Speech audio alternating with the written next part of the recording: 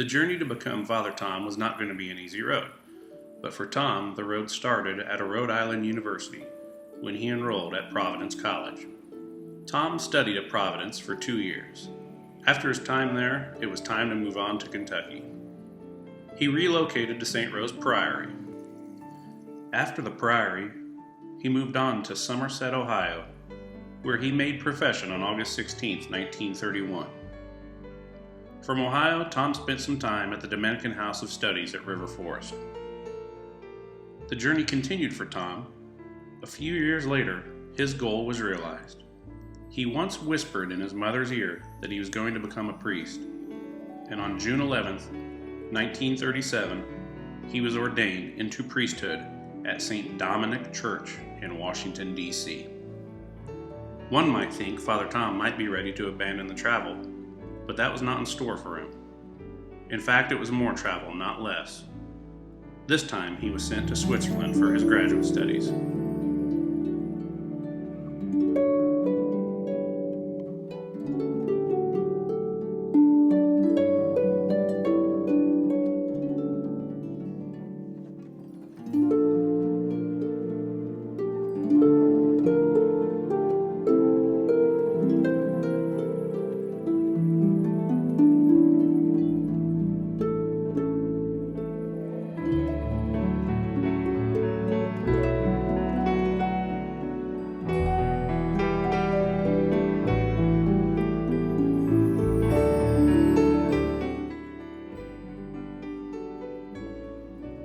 He was seeing the world firsthand, but the world was changing very rapidly, and not for the better. Father Tom had traveled to Europe to study. However, throughout the 1930s, Adolf Hitler and the Nazi Party were gaining power, and after 2 semesters of study, Father Tom received a telegram that read, "Return home immediately." He did his best to get out of Europe, and in fact he did leave Europe, aboard the U.S. President Harding. The U.S. President Harding was heading back to the United States, and they were well on their way. All they had to do was cross the Atlantic.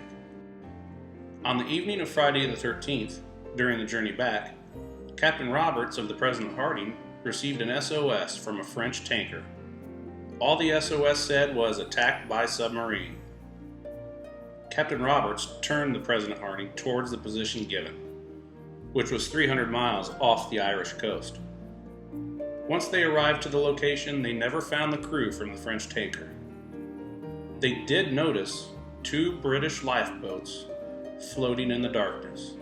It was the crew of a British freighter. The crew, which numbered 36, had to leave their ship, which had been attacked by a submarine. The U.S. President Harding took on the 36-member crew and saved them. Merely by chance did they find them at all. As the ship continued on its path back to the U.S., Captain Roberts would begin to receive general alerts about a possible storm, but nothing very specific. With what little he knew, Captain Roberts thought the President Harding could pass to the north and east of the storm. And it wasn't just a storm, it was a hurricane, and the President Harding would take a direct hit from it. The hurricane produced a wave that slammed the President Harding so hard it swept a member of the crew out to sea. Scores of passengers and crew members had black eyes, bruises, and other injuries. Some of the injuries were extremely severe. Father Tom did what was expected. He carried suffering people to their cabins and reminded passengers to have faith in God. "The storm was the fiercest I ever saw," said Captain Roberts. "It was the most mountainous wave I've ever saw in my years at sea." While the storm battered the ship, it was that one wave that did the most damage. The interior of the ship was transformed into a mass of debris. Nonetheless, the ship survived and did make it to U.S. soil. When it arrived, the flag was at half-mast. The ship deck was piled high with splintered furniture, but when it docked, the passengers got off, some taken to the hospital. The 36 victims of the British freighter got off, and so did Father Tom. He was back. One of the first things Father Tom did when he was back was notify his family through a postcard addressed to Mr. and Mrs. Patrick Henry Cain. It read, "Dear home folks, got into New York this morning safe and sound. It's a grand and glorious feeling. I hope you're all well."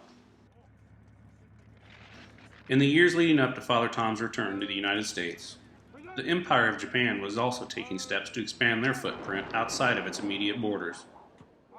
They eyed territory from China to the Philippines. Between Nazi Germany and Japan, the world was becoming a very dangerous place. And in 1940, a call for help came from the Spanish Dominicans in the Philippines. They needed assistance. And Father Tom left for Manila. Somebody else had their eyes on Manila as well: the Empire of Japan.